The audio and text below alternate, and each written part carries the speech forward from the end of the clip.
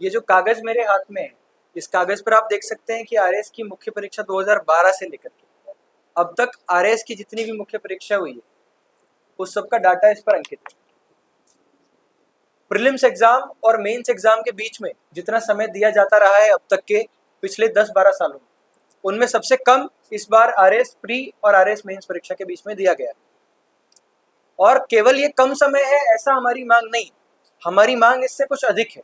Operation सिंदूर के कारण बहुत सारे जवान जो सेना पर थे, जिनकी कुछ ये एप्लीकेशंस मेरे हाथ में, ये एप्लीकेशंस उन जवानों ने भेजी है जो अभी भी ऑन ड्यूटी है, जो खुद यहाँ आकर अपनी बात नहीं रख सकते, लेकिन ऐसी कई एप्लीकेशंस के माध्यम से उन्होंने अपनी बात सरकार तक और आप तक पहुंचाने का ये काम किया है। वो जवान जिनकी छुट्टियां कैंसिल हो गई वो अभी भी सीमा पर तैनात हैं, और जो सीमा पर अपने कर्तव्य का पालन कर रहे हैं उनको इस परीक्षा से वंचित रखना कहाँ तक तर्कसंगत है।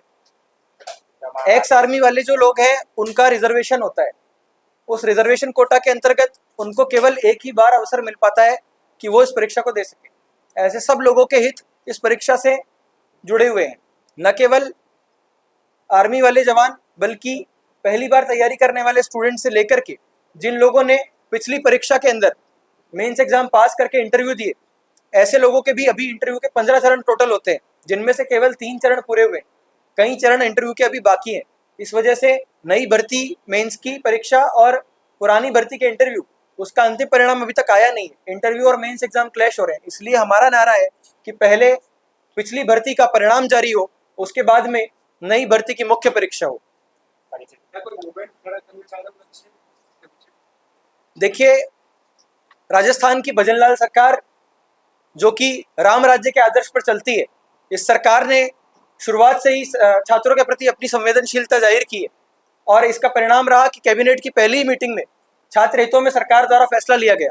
हमें पूरी उम्मीद है जिस प्रकार सरकार ने पिछली बार हमारी बातों को सुना, उसी प्रकार सरकार इस बार भी छात्र हित में छात्रों की भावनाओं का सम्मान करते हुए जरूर कोई उचित कदम उठाएगी, और बार बार की इस परेशानी को, बार बार के इस छात्रों के असंतोष को पूरी तरह से खत्म करने के लिए व्यवस्था में कुछ सकारात्मक परिवर्तन करने का प्रयास करेगी। नहीं तो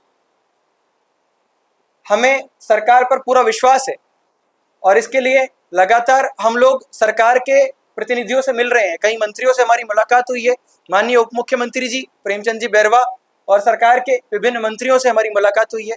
मुख्यमंत्री जी से भी जल्द ही मिलने की बातचीत है। आज सीएमआर में छात्रों के प्रतिनिधि मंडल ने वहाँ भी बातचीत की, छात्रों के एक डेलीगेशन ने वहाँ बात रखी और वहाँ पर हमारी बात को सुना गया, और ऐसा आश्वासन भी मिला है कि जल्दी मुख्यमंत्री जी हमसे बात करेंगे इस विषय पर, और हमें पूरी उम्मीद है कि मुख्यमंत्री जी के साथ हमारी पहली मुलाकात के अंदर वो हमारी भावनाओं को समझते हुए और छात्र हितों में फैसला लेंगे। आपका नाम बता दें। लक्ष्य प्रताप सिंह।